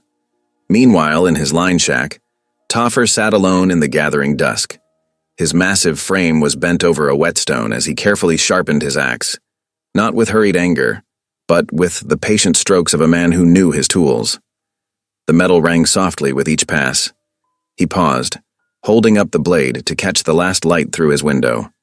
His reflection stared back at him, distorted in the steel. Slowly, deliberately, he set the axe down on his rough-hewn table. No more fighting, he whispered, staring at his scarred hands. They were strong hands, capable of great violence, but also, he had learned, of gentleness. He thought of how they had lifted Eli to safety, mended the widow's fence, cleaned out the well.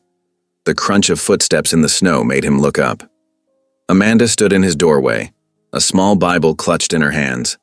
Her face was flushed from the cold and hurrying. I heard about the meeting, she said softly. Are you all right? Toffer nodded, gesturing to his single chair. Amanda sat, opening her Bible to a marked page. The lantern light cast a warm glow as she began to read in a clear, steady voice. Therefore, if anyone is in Christ, he is a new creation. The old has passed away. Behold, the new has come. The words hung in the air between them. Toffer sat silent on his bed, but Amanda could see how intently he listened. She turned to another passage. For I will forgive their wickedness, and will remember their sins no more. Those words. Toffer's voice was rough with emotion. They're meant for better men than me. They're meant for all who seek redemption, Amanda corrected gently. She continued reading, verses about mercy and transformation, about the power of faith to change hearts. The lantern flickered as evening deepened into night. Finally, Amanda marked her place with a slip of paper covered in carefully written verses.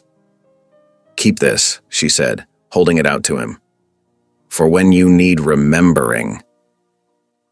Toffer took the paper carefully as if it might crumble in his large hands. With deliberate movement, he folded it and tucked it into his coat pocket, close to his heart. Thank you, he said simply. Amanda rose to leave, knowing she had already stayed longer than she should. At the door, she paused. Whatever happens, remember, God sees who you are trying to become, not just who you were. After she disappeared into the darkness, Toffer sat for a long time, one hand resting over the pocket that held her verses. Outside, coyotes called to each other across the valley, their voices carrying over the scattered lights of town. But inside the humble shack, a different kind of wildness was being tamed, not by force or fear, but by the gentle power of faith and forgiveness. The morning sun cast long shadows across the muddy street as Amanda made her way toward Widow Chen's store for thread. Fresh puddles dotted the ground where patches of snow had melted, reflecting the clear blue sky above. The early spring warmth had drawn townsfolk out to tend to morning business, creating a steady bustle of activity. Her footsteps slowed as she noticed a group of railroad workers lounging near the blacksmith's shop, their faces hard and expectant. Something in their posture made her uneasy. Then she saw why. Toffer was approaching from the other direction, head down, carrying a broken axe handle that needed repair. The railroad men straightened as Toffer drew near. Pike, their foreman, stepped forward with a sneer. Well, if it ain't the gentle giant himself. His voice carried across the street, drawing attention from passers-by. Toffer paused, then tried to step around them. Excuse me, he said quietly. Just need to see the smith. Here you've been playing handyman, Pike continued, moving to block his path. Fixing fences, cleaning wells, real touching. He spat in the dirt near Toffer's boots. My brother won't be fixing anything ever again, thanks to you. Amanda's heart pounded as she watched from across the street. Other townspeople had stopped to stare, forming a loose circle around the confrontation. She wanted to cry out, to intervene, but her feet seemed rooted to the spot. That was a long time. Ego, Toffer said, his voice steady despite the tension. I'm not that man anymore. Pike's face twisted. A killer's a killer. Without warning, he shoved Toffer hard in the chest. The big man stumbled back a step, but didn't raise his hands. Fight back, Pike snarled, shoving him again. Show everyone what you really are. Two other railroad workers moved in, grabbing Toffer's arms. He could have thrown them off easily. Amanda had seen his strength when he saved Eli, but he stood passive, accepting their rough handling. Pike's fist connected with Toffer's jaw. The crack of impact made Amanda gasp. Blood trickled from Toffer's split lip, but still he made no move to defend himself. Coward, Pike spat, hitting him again. You weren't so peaceful when you murdered my brother. The crowd pressed closer, their expressions a mix of horror and fascination. Amanda saw several men she knew, that good men, church-going men, watching without intervention. Her hands clenched at her sides. Another blow landed. Toffer's head snapped back, but when he straightened, his eyes were clear and calm. He looked directly at Pike, his voice carrying across the sudden hush. Vengeance is the Lord's, he said clearly. Not mine. The words seemed to hover in the air. Pike's raised fist faltered slightly. In the silence, boots scraped on wooden planks as Widow Martinez stepped forward from the crowd. That man you're beating, she said, her weathered face stern. He fixed my fence last week when the snow brought it down. Wouldn't take a penny for his trouble. Pike turned toward her, scowling. So, he did some chores. Don't change what he is. He keeps the wolves away. Little Tommy Weber piped up from behind his mother's skirts. Seen him watching over us kids when we're playing near the creek. That's right, Sarah Weber confirmed, drawing her son close. Never bothered anyone since he came here. Just helps where he can. More voices joined in, quiet at first, then growing stronger. The miller mentioned how Toffer had helped clear fallen trees from the mill race. The cooper's wife told how he'd carried water to her sick horse. Each story seemed to chip away at Pike's righteous anger. The railroad men holding Toffer's arms exchanged uncertain glances. Pike's face darkened as he saw control of the moment slipping away. "You're all fools," he growled. "He's playing you for sympathy. Next thing you know, someone else will end up dead. The only one looking for violence here is you." Sheriff Cole's voice cut through the murmurs. He pushed through the crowd, hand resting casually on his gun belt. "I suggest you and your men move along." Pike glared at the sheriff, then at Toffer. The railroad men released their grip, stepping back. "This ain't over," Pike warned, but the threat sounded hollow now. Toffer straightened his coat with quiet dignity. Blood still stained his beard, but his eyes held no hatred as he looked at Pike. "I pray you find peace," he said softly, then turned and walked away, his steps measured and calm. The crowd parted to let him pass. Amanda saw respect in many faces now, mixed with shame at having. Watched the beating. As people began to disperse, she heard them talking in low voices about Toffer's restraint, his gentle ways with children, his silent service to the community. Pike stood alone in the street, his victory turned to ashes. The sheriff gave him a long look before walking away, leaving the railroad man to his impotent rage. That evening, as purple shadows crept across the valley, Amanda made her way to Toffer's line shack. She carried a covered dish of hot stew and a loaf of fresh bread, carefully watching to ensure she wasn't followed. She found Toffer sitting outside on a rough-hewn bench, watching the sunset paint the mountains gold. His face was bruised, but his expression was peaceful. "Brought you some supper," she said softly, setting the food beside him. "And some witch hazel for those bruises." "Much obliged," he replied, gesturing for her to sit. "Though I reckon they look worse than they feel." Amanda studied his face in the fading light. "You showed remarkable restraint today. You could have fought back. Everyone knows you're strong enough." "Strength isn't just in the arms," Toffer said thoughtfully. "Sometimes it's in holding back." He touched his split lip gently. "These marks will heal, but if I'd struck back, the damage to my soul might not have." "The town saw that," Amanda told him. "They're talking about it. How you stood firm without violence, how you've been helping people quietly all this time." Toffer was quiet for a moment, absently breaking off a piece of bread. Then, slowly, like ice melting in spring, a smile touched his face. Small, but genuine. Amanda realized it was the first time she'd seen him truly smile. "You know something," he said softly. "I feel lighter than I have in years. Like a burden I've been carrying is starting to lift." "That's God's grace," Amanda replied. "It comes when we choose His way over our own." They sat in comfortable silence as the last light faded from the sky. Stars began to appear, brilliant in the clear mountain air. From somewhere in the darkness, a whippoorwill called. "I should go," Amanda said finally, rising. "But I'm proud of what you did today, Toffer. You showed everyone that a man can change, if his heart is willing." Toffer nodded, the ghost of his smile still lingering. "Thank you," he said simply. "For the food, and for believing in me when no one else did." Amanda slipped away into the gathering night, her heart full. Behind her she could see the warm glow of Toffer's lantern through his window, no longer a lonely light in the darkness, but a beacon of hope and transformation. The evening settled over the valley like a gentle hand, bringing with it the promise of spring and new beginnings. In his humble shack, Toffer bowed his head over Amanda's food, offering a prayer of genuine gratitude for the first time in more years than he could remember. The railroad foreman paced the saloon like a caged animal, his humiliation turning to dark purpose. "That killer's made fools of us all," Pike growled to the men gathered around him.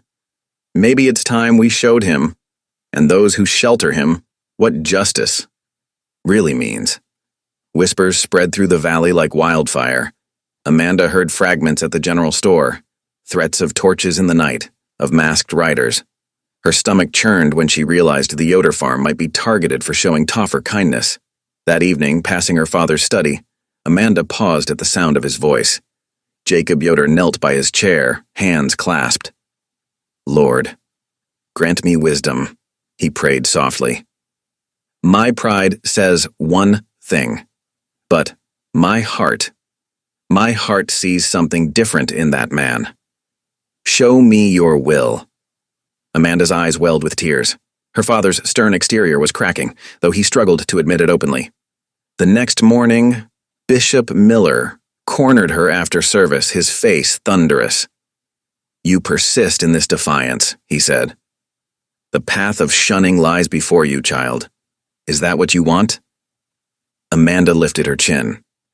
"God's mercy cannot be contained by our rules alone," she replied steadily.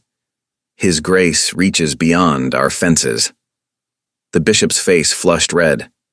Without another word, he turned and strode away, leaving Amanda trembling, but resolute. Meanwhile, Toffer worked methodically, reinforcing his shack's door and windows. Yet for every hour he spent with hammer and nails, he spent another on his knees. "Lord," he whispered, "whatever comes, let me face it with the strength you give, not my own." The whole valley seemed to hold its breath. Tension hung thick as storm clouds, and everyone sensed that soon, very soon, something would have to break. The bitter morning air crackled with tension as Harlan Pike strode to the crossroads, his boots crunching in the crusty snow. A crowd gathered quickly, drawn by his bellowed challenge across the quiet valley. "Blackwood," the foreman's voice carried sharp as a whip crack. "Face me like a man. Fists or pistols, your choice how you want to answer for my brother." People pressed forward, forming a circle.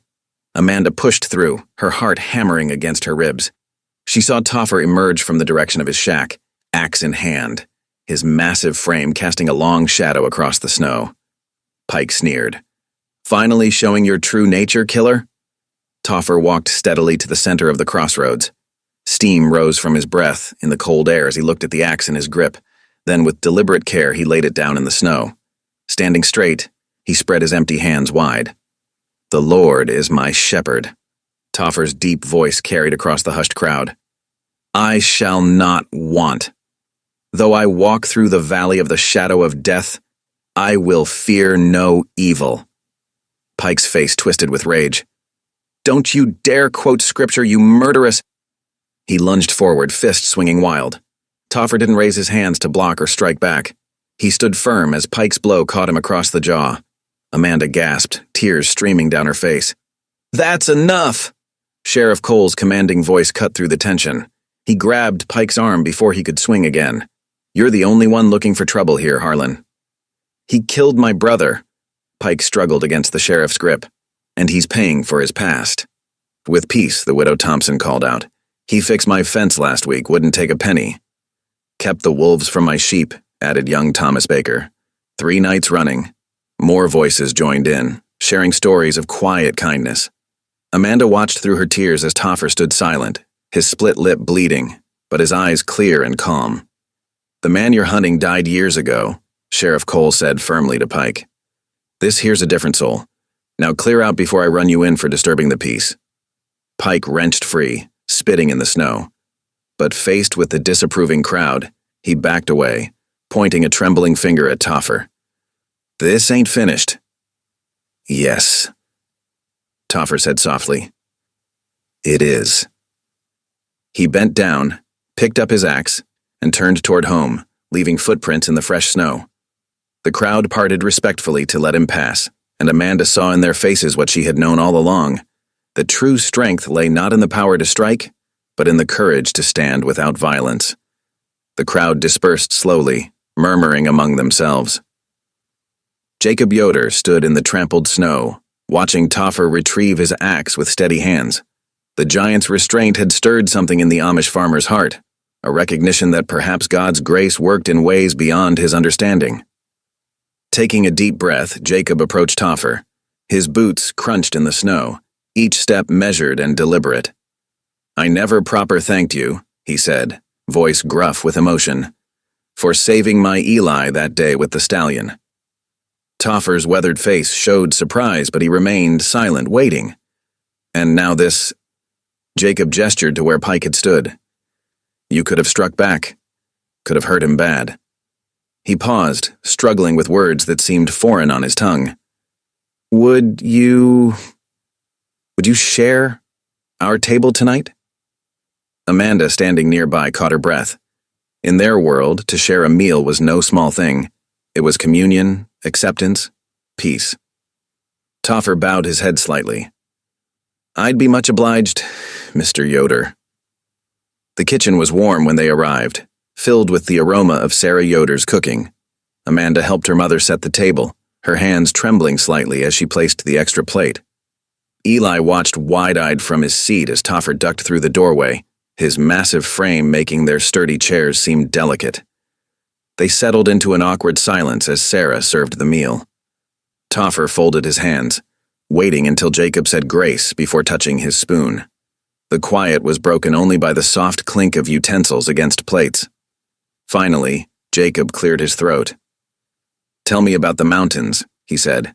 "Must be different from valley farming."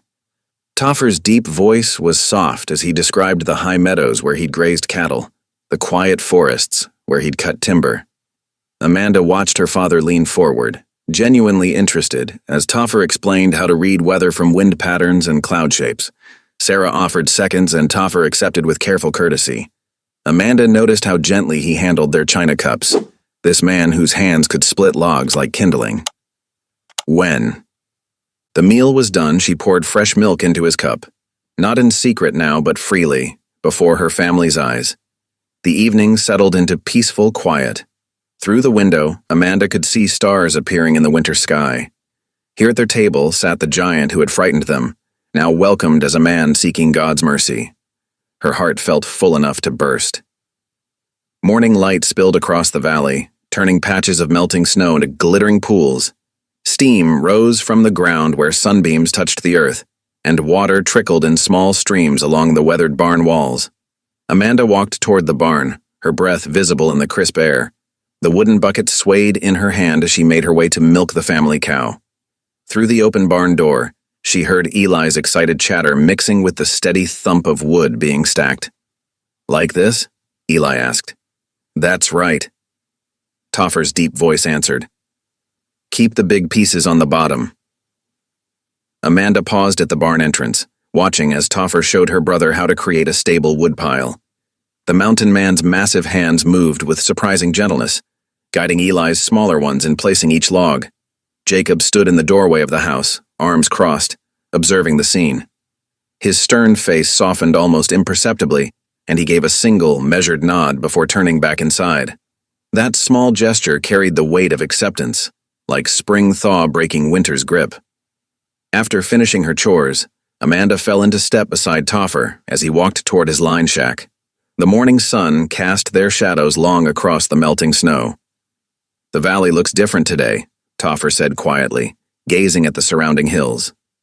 "How so?" "Feels more like—" He searched for the words. "More like home, I reckon. If folks will have me." Amanda's heart lifted at his words. "You mean to stay? If the good Lord wills it?" Toffer stopped walking, turning to face her. "I aim to rebuild my life here. Been running long enough." "Then I will stand with you," Amanda said firmly. "Whatever comes, shunning or welcome." Toffer's weathered face creased with emotion. Then, to Amanda's surprise, he bowed his head and spoke aloud, his voice rough with feeling. "Lord," he prayed, "I ain't been much for talking to you these past years, but I thank you for fresh milk when I was hungry, for forgiveness when I deserved none, and for the chance to start again, clean as new snow." Amanda stood silent, her own eyes filling with tears at this answered prayer. When Toffer finished, she squeezed his hand once, then turned back toward the farm, her heart as full as the morning sky. The sun climbed higher, its light falling equally on the neat Yoder farmhouse and Toffer's humble shack. Amanda returned to her waiting chores, peace settling over her like a warm shawl. In the distance, she heard Eli's laughter mixing with the sound of splitting wood, a promise of days to come. Thank you for listening. Stories connect us in the most unexpected ways. If you felt that spark today, make sure you're subscribed. I share a new one daily, and the next might change your day.